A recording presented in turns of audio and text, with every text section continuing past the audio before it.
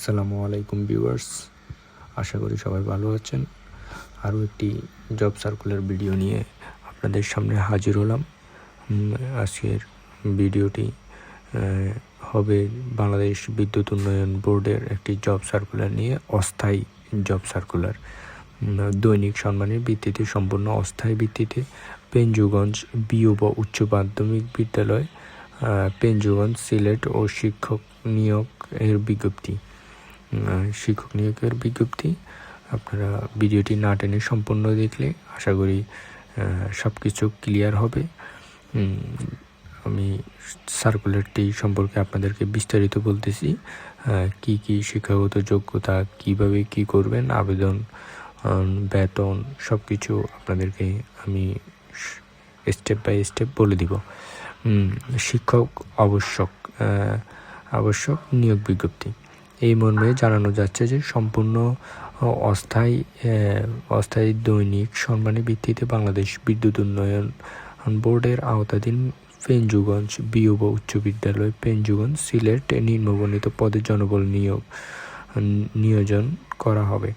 অর্থাৎ এটা হচ্ছে যে কি অস্থায়ী দৈনিক সম্মানের ভিত্তিতে আর কি। সহকারী প্রধান শিক্ষক একজন, স্বীকৃত বিশ্ববিদ্যালয়ে স্নাতক ও সমমান বিএডি ডিগ্রি সমমান ইন্ডেক্সধারী শিক্ষক হিসেবে এমপিভুক্ত পদে সর্বমোট 10 বছরের শিক্ষকতার অভিজ্ঞতা থাকতে হবে 10 বছরের, এবং স্বীকৃত বিশ্ববিদ্যালয় হতে স্নাতক পাস থাকতে হবে। দৈনিক 671 করে, মাসিক বেতন 16,775 টাকা। সহকারী শিক্ষক বাংলা, স্বীকৃত বিশ্ববিদ্যালয় হতে স্নাতক পর্যায়ে ন্যূনতম 300 নম্বর বাংলা সহ স্নাতক ডিগ্রি সমান অথবা সংশ্লিষ্ট বিষয়ে স্নাতকোত্তর ডিগ্রি।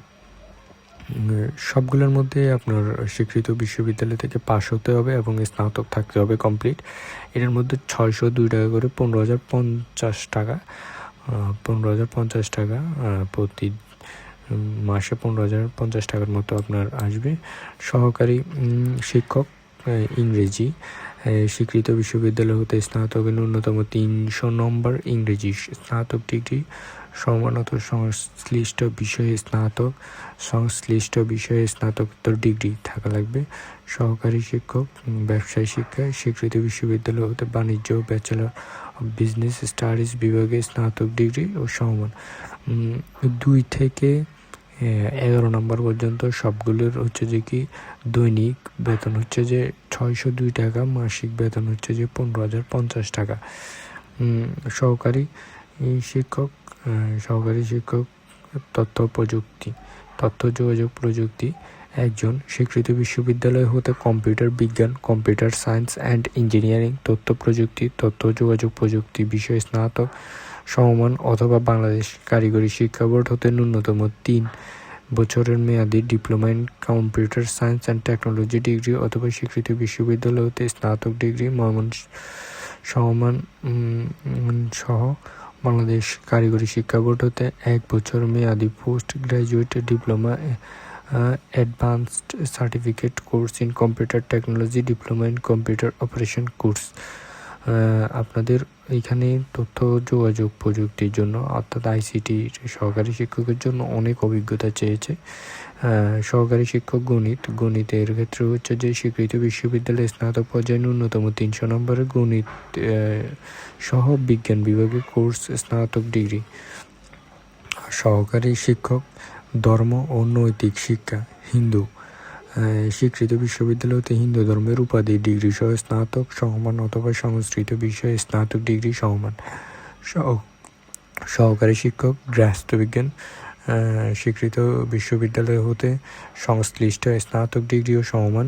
সহকারী শিক্ষক কারুকলা, স্বীকৃত বিশ্ববিদ্যালয় হতে চারুকলা স্নাতক ডিগ্রি, স্বীকৃত বিশ্ববিদ্যালয় হতে স্নাতক ডিগ্রি সমমান সহ বাংলাদেশ কারিগরি শিক্ষা বোর্ড হতে 1 বছরের মেয়াদী advance certificate in fine art degree. সহকারী শিক্ষক জীববিজ্ঞান, স্বীকৃত বিশ্ববিদ্যালয় হতে প্রাণী বিজ্ঞান, উদ্ভিদ বিজ্ঞান সহ স্নাতক ডিগ্রি সমমান।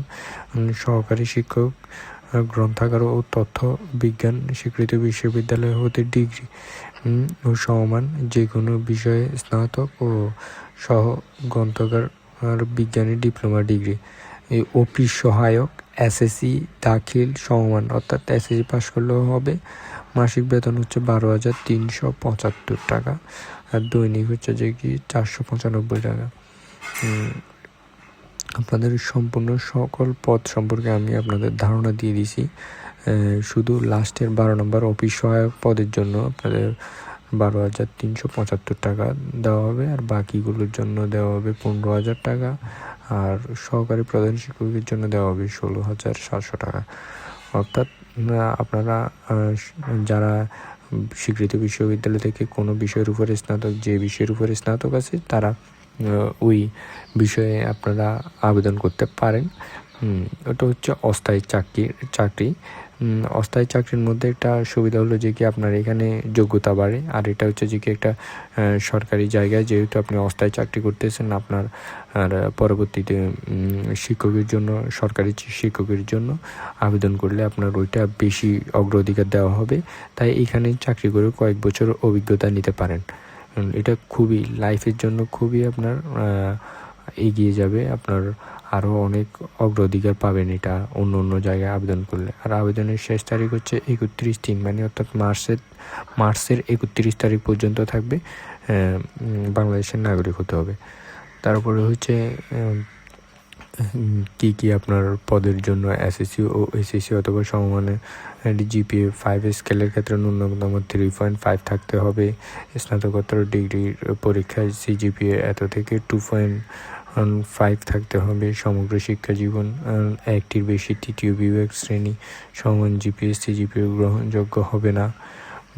পরবর্তী বিষয়গুলো আপনারা সরাসরি ওয়েবসাইটে গিয়ে বাংলাদেশ বিদ্যুৎ উন্নয়ন বোর্ডে যারা আবেদন করবেন আর কি এইসব পদে, তো তাদের সরাসরি একদম ওয়েবসাইটে গিয়ে আপনারা দেখলে বিষয়টি আরও ক্লিয়ার হবে। আপনারা এগুলো পড়ে সরাসরি দেখতে পারেন আপনি কোন বিষয়ের উপর বেশি এক্সপার্ট, যোগ্যতা, আপনি অগ্রাধিকার পাবেন, সে বিষয়ে আপনারা আবেদন করবেন। কিভাবে আবেদন করবেন এখানে লেখা আছে।